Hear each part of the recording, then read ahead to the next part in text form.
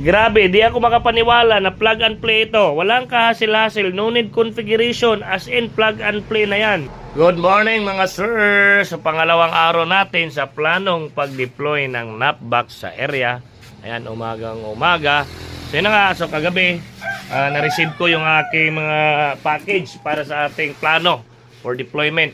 So una, dumating yung ating ULT. Kasabay nun yung ating mga router. Yan. So yung unang dumating yung mga NAPBOX natin. So ngayon, ito yung pangalawang araw. Bago ko i-deploy, papakita ko muna sa inyo. Napakaganda kasi. As in, nakakaaliw, no?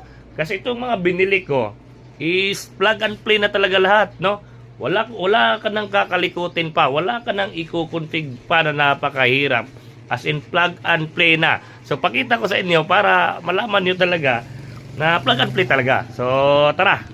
So, andito yung mga gamit ko, sir. Nakalatag na dito. Kasi, tinry ko muna, no? Tinry ko muna bago ko ipakita dito sa video. So, mangyayari, bago kayo magsimula, kung papasukin nyo ito, ang pinaka-importante, dapat meron tayong PC. Or anong meron dyan? Laptop, no? Yan yung pinaka-numero unong kailangan natin. So, yung pinaka-unang binili ko is yung Microtech Hex ko. Plug and play na po yan. Config na pagbili ko, no? Wala ka nang puproblemahin pa. Sa bandwidth, 5 Mbps, 10 Mbps, 20, 30, 35, 40, 50 Mbps. Nakasit na po dyan, no? Pipili ka lang sa client kung anong Mbps ang ibibigay mo sa router na yan, sa client na yan, sa piso wifi na yan. Depende na sa'yo. Kasi nga, nakakonfig na siya. Pipili ka lang talaga, 5, 10, 15, 20. Andyan na lahat yung mga Mbps na available na nakakonfig dyan. Then kasunod na binili ko itong Microtech na to is papunta yan dito sa aux, no? Kikita dito banda. So ito po yung ating gamit, Bisol OLT. Plug and play po. Plug and play. Hindi na po siya kailangan pa i-config, no? Napakaganda.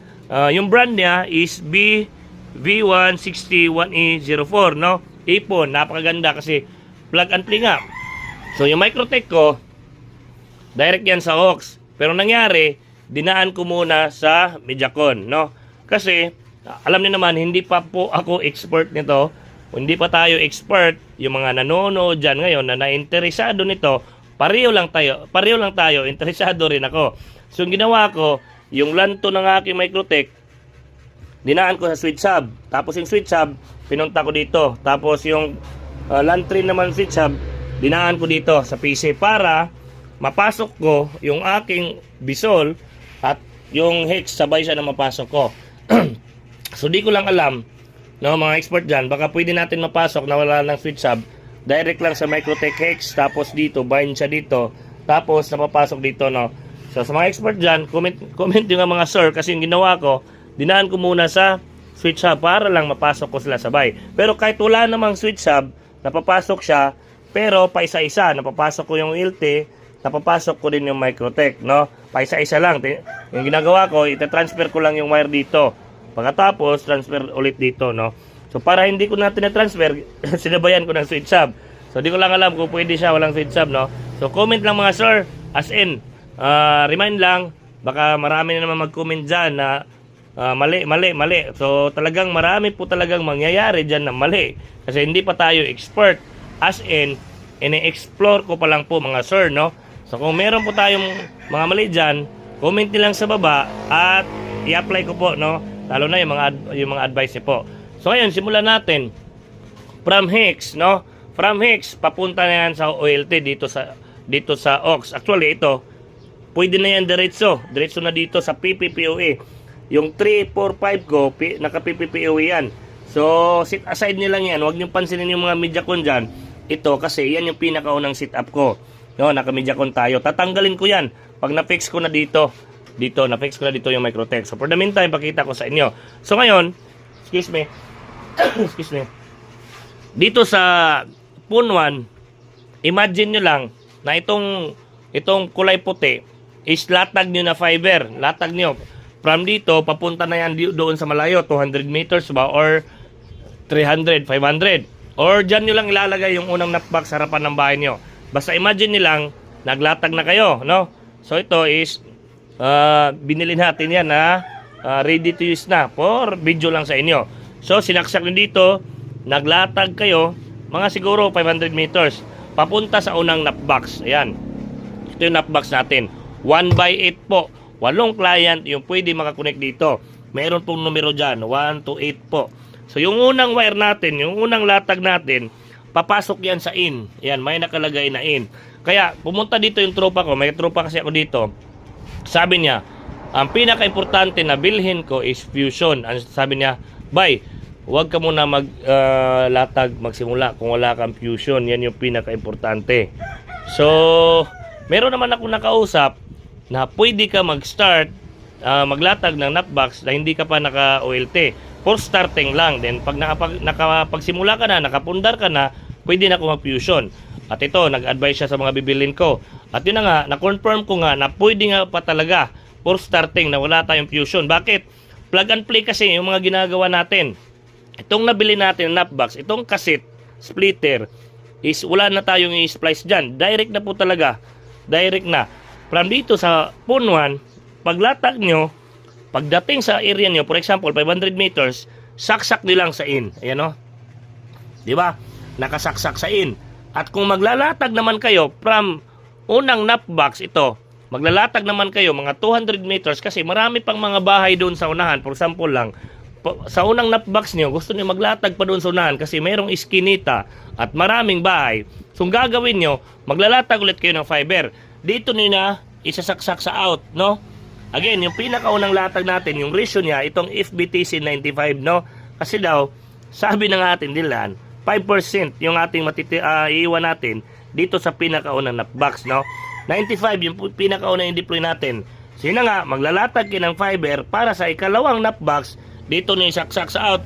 Papunta na yan dito pag malayo. Kahit ilang poste pa yan, basta 500 nut box yan. Ito na yung second nut box natin. Tapos sa second nut box natin, the same yung mangyayari. Isasaksak natin dito sa in, di ba? Ito yung fiber niyo, tanggalin natin. 'Di ba? Pagkatapos nyo i-splice yung fiber niyo, no? Yan, pagkatapos, 'di ba? Ito na yung dulo. Sana itong dulo papunta sana ito sa Mediacon, katulad nito. Katulad nito, 'di ba? Pero dahil nag-upgrade tayo, gusto niyo mag-upgrade ng ganito, isindi ng Mediacon yung sasaksakan niyo, nut box na dito sa in. Ayan. Pagkasaksak niyo sa in, itong, meron namang another client dito. Pwedeng client, plus wifi, depende anong gagawin nyo. 8, 1/8. Pwede naman 16, no? Pwede 16. Pwede nyo bilhin 16. Pero dito sa lugar namin, kahit ngayong mga PLDT dito, yung Globe, yung mga nut box nila dito, is hindi nila napupuno yung 8. Bihira lang kasi yung mga nagpapakunik dito. Kaya yung kinuha ko, yung itong 1/8, hindi yung 1/16. So, dito na tayo. Sinaksak natin yung in galing sa unang nut box. At kung magko-continue naman kayo for another nut box, yung dapat, yung pangalawa is yung, di ba, 95, no? Yung ratio doon. Dito naman is FBTC 90, no? So 10% na dito. So mangyayari kasi, pag binili nyo itong cassette splitter, seat na po yan. 8 po. 8 po na cassette splitter at 8 din na nut box yung bibilhin nyo, no? Pwede nyo na bilhin kay sir 8 splitter, 8 nut box. Yun po yung isang seat niyan. Isang linyadahan po ng binta niya. 8 po. So, mangyayari, yung out natin is continue natin yan for the next nut box. O, di ba? 1, 2, 3 na yung nut box na deploy natin. Di ba? Di ba? Plug and play na yung mga mangyayari. Basta hindi naman pwede na bumili kayo nito na hindi tayo mag-explore kung paano yung fiber, di ba? So, itong fiber natin, para sa atin, isula na to, basic na lang to. Pero sa mga hindi pa marunong, gusto talaga matuto kung paano mag-fiber, meron na tayong mga video dyan, no? Napakadali lang. So, ngayon, back tayo dito. Pangatlo, pwede pang-4, no? So, dahil wala tayong ibang wire, dito muna tayo sa pangatlo. Basta imagine na lang, continue na yan. Continue na yan. Pang-4, pang-5, pang-7, pang-8, no? So, yun na nga. Dahil wala akong fusion, yung latag ko, is hindi na ako lalagpas ng 1 kilometros para wala akong wala akong dinudugtong na wire, no? So hindi ako lalagpas kasi yung sa lugar namin malalapit lang kasi yung purok, di ba? Purok dito sa amin. Doon sa unahan siguro mga 300 meters lang purok. Tapos Next naman, mga 200 meters, purok na naman. Next naman, nasa 100 meters na lang, purok naman, di ba? So, madali lang yung pag-deploy namin kasi napakalapit lang yung mga latag. So, ngayon, balik tayo dito. So, yun na nga. Nalagay natin yung X natin. Hindi na kailangan i-config yan. Naka-ready na yung MBPS. Nalagay natin yung ating OLT, Bisol, ipon. Hindi na kailangan pa i-config. Mga phone yan, hindi na kailangan i-config. Plug and play na po yan. Nalagay na natin yung knockbox natin. Diba? Napaka-basic lang. Wala na tayong i-config pa dito. Saksak lang doon ng mga fiber natin. At okay na siya. For example, naka-layout na kayo. Ito na, na-layout ko na. Imagine nilang ha, ito, na-deploy ko na lahat. So ngayon, may bahay na sir. Magpapakonek ako sir, 10 Mbps. Yung 10 Mbps namin dito is 899, no? 899 yung bigay ko na 10 Mbps. So, kung isipin nyo, napakamahal ng 10 Mbps. Ganito, ganyan po kasi dito sa amin. Yung mga rate sa lugar namin, ganyan po, no? Kasi tayo, hindi naman pwede na nagpa-install tayo ng PLDT, tapos yung 100 Mbps natin, i-market natin 899, no? Hindi na negosyo yung tawag yan. Eh dito sa amin, yung nakasanayan, yung 10 Mbps, 899. So yun na nga, may lumapit sa'yo, magpapakonect. So ito na. Ito na yung router mo, no? Ang kagandahan ng router na to, Bisol din yung brand, oh. Bisol. Oh, di ba? Ito, Bisol din yung brand, di ba? Ang kagandahan niya, match po siya, match, no? Kasi nga, Bisol. Kahit meron akong tao, yung plano ko, yung tao ko doon, i-deploy nila doon sa area, kung saan nila area, hindi na sila magkakalikot dito. Hindi na sila magkakalikot dito, magkukonfig pa. Kasi, bind nga silang dalawa, dito lang sa PC. Kaya yung sabi ko kanina, yung pinaka-importante na meron kayo, is yung ating PC. Ay, ayun mandar. Yung ating PC. Ito lang ha, yung PC natin. So, mangyayari, dito sa router natin, itong tawag dito, ONU natin, isisit lang natin yung Mbps na meron dito. For example, 5 Mbps, 10 Mbps, 20. For example, ito. Yung nilagay ko kasi dyan, wait lang wait, may password yung isang CP ko. Ito. Yung nilagay ko kasi dyan is 20 Mbps, no? Andito, pinangalanan ko siya ng testing. Hindi na ako nag-login dyan. For example, napakalayo yung pinag-installan nila, mga 1 kilometro pa doon. Dito lang yan, dito ko lang yan matitingnan sa PC ko. At dito ko lang yan lalagyan ng pangalan. Oh, yung nilagay ko dito is testing. So, test natin. 20 Mbps kasi yung nilagay ko dito. Ayan, oh. Ayan, oh, di ba? Nakuha ko yung 20 Mbps. Ang kagandahan kasi ng ONU na to is dual band. Oh, makikita nyo dito. Oh, makikita nyo dito. Testing 2.4 at saka 5 GHz. Then meron pa itong pangalawa. So ginawa ko, for example, sa unang knockbox ko, nag-connect ako ng isang client para makita nyo. Ayan o, isang client, no? Pwede punuin ito, 8. Pero limitado lang yung ating router, isa lang muna papakita ko sa inyo. So connected po tayo dito. At yun nga, nag-test tayo at naka 20 Mbps. At sa pangalawang knockbox naman, imagine nyo, nasa malayo ito, nilagyan ko rin ng isang client, no? For example, merong mamantay sa akin or piso wifi yan, ang nilagay ko dyan na pangalan, itong ikaduha. Yan. Kasi nga, sabi ko sa inyo, pinag-aaralan ko pa, yung password mo niyan, for temporary, nilagay ko 1678 na, wait lang nga, baka mali. 1, 2, 3, 4, 5, 6, 7, 8, diba? Save. Oh, yan, connected sa ikaduha, dito tayo, no? So, test natin, para 20 Mbps yata din, yung nilagay ko dyan, speed test tayo. Yan, Starlink po yung source ko na internet. 10 Mbps siguro yung nakasit. Titingnan ko dito sa ikaduha. Titingnan ko dito.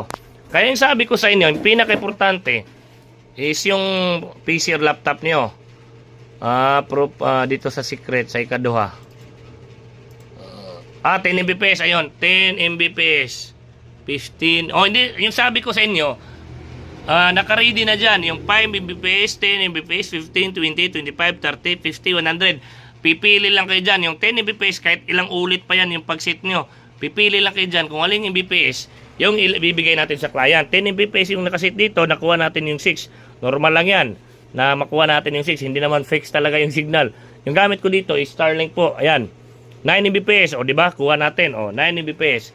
So yun na nga, sabi ko sa inyo, naka-ready na dito. Naka-config na 5, 10, 15, 20, 25, 30. No?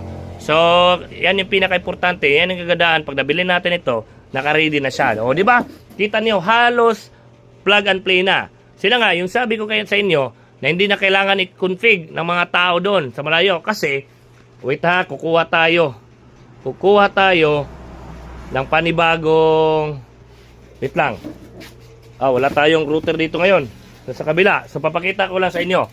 Itong OLT na to, is meron siyang sariling website admin. Ita-type nyo lang dito yung 192.168.8.10. Yan yung kaniyang admin ng ating Bisol. Then ilalagay lang natin dito admin, no? Tapos yung password niya, huwag kayong mag-alala kasi yung password niya nakalagay po dyan, yung kulay puti na yon. Andyan po yung password, no? So be-verify lang natin gamit yung code. Ayan. Tapos login. Ito na yung ating Bisol admin. Kita niyo naka-green yung PUN 1 kasi yan pa lang yung sinaksakan ko, yung PUN 1.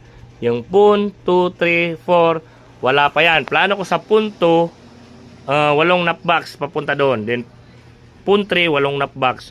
PUN 4, 8 knockbox, di ba? So, pasensya, yung ginagamit ko kasi dyan, direct na knockbox. Kasi yun yung kasalanan dito sa lugar namin. Pero ito yung knockbox, itong kulay itim. Yung kasi splitter naman yung laman. Pero sa term namin, local term namin dito, knockbox yung term namin dyan. Sino nga, PUN 1 yung gamit natin, kaya naka-green yung PUN 1. So dito naman tayo sa ONU. So tawag natin dito, ONU router. Iwan ko ano yung exact term na yan, basta ito yung term namin dito. So dito naman yan makikita, ONU, no? So gagawin nilang, ibabind lang natin yung ONU natin kung ano yung speed na ilalagay natin. Isisip lang natin dyan. So for example, imagine, in-install lang mga tao ko na napakalayo, mga 1 kilometro. Hindi na ako pupunta doon para palitan ng pangalan, lagyan ng password. Pag sinabi lang nila, nag-feedback sila sa akin, boss, tapos na install yung router, tapos na. So gagawin ko lang is, tanongin nyo lang, ano yung gusto nilang pangalan or anong gusto nilang password, no? Depende, pwede ako yung gumawa. Dito ko na yan isiset. Kita nyo, may status, dalawa yung online, di ba? Yung unang pinangalan ko, testing. Tapos yung pangalawa, ikaduha. For example, yung pangalan nyo dito, Pulano. Or yung kapitbahay nyo, anong pangalan? Si Juan. For example, si Juan. Ilalagay nyo lang sa description pangalan, Juan. Kasi, for example, na hindi na siya magbabayad, dito nilang i-disconnect, di ba? Hindi niya kailangan papuntahan si Juan na ayaw niya magbayad. For example, end of the month, hindi siya nagbayad. Huwag niyo na siyang i-remind. Direct nilang dito, putulan ng internet. So, alam niyo na, pag walang internet, ay, hindi pala ako nakabayad, di ba? Yan yung kagandahan. Kasi, dito lang tayo magkukonfig. Nakalagay lang dito, config. So, mangyayari, dito sa wifi, ilalagay lang natin yung anong gusto nilang pangalan. For example, lagay lang natin dito, Juan, wifi or personal wifi. Tapos yung password, nilagay natin dito yung password. Pag submit natin, okay na. Di ba? Napakadali lang, okay na. Doon sa lugar, magsisit na doon, Juan personal wifi. Tapos yung password, okay na. I-chat ko lang yung aking mga tao. Okay na, nasit ko na yan. Pwede na nila ibigay sa mayari ng bahay. Or kung piso wifi in-install, pwede na nila saksakan ng piso wifi. Di ba? Napakaganda. As in, plug and play na talaga yung ginawa nating setup. Alright? So, yun na nga. I'm sure maraming mga mali sa in-explain ko at marami pang upgradable. Marami pa kayong i-advise sa setup ko. So, ngayon mismo aminin ko, wala pa po akong idea sa ganito. Sinusubukan kong mag-explore at sinasabay ko rin na i-vlog sa inyo para naman din yung mga katulad ko na wala pang ka-idea is makita nila na kahit nga ako sinusubukan ko talaga na makuha yung paano ito. Sa 100% ng paglatag nito, sa 100%, siguro yung alam ko pa lang dito, nasa 1% lang. No? So 95% is kailangan ko pa yan i-explore. Alright, so sa mga nakapanood dyan na gusto rin matuto ng ganito, sabay-sabay tayo, pangalawang araw ngayon. Maraming salamat. Kita-kits sa pangatlong araw. Huwag kalimutan, share natin video. Maraming salamat. Thank you.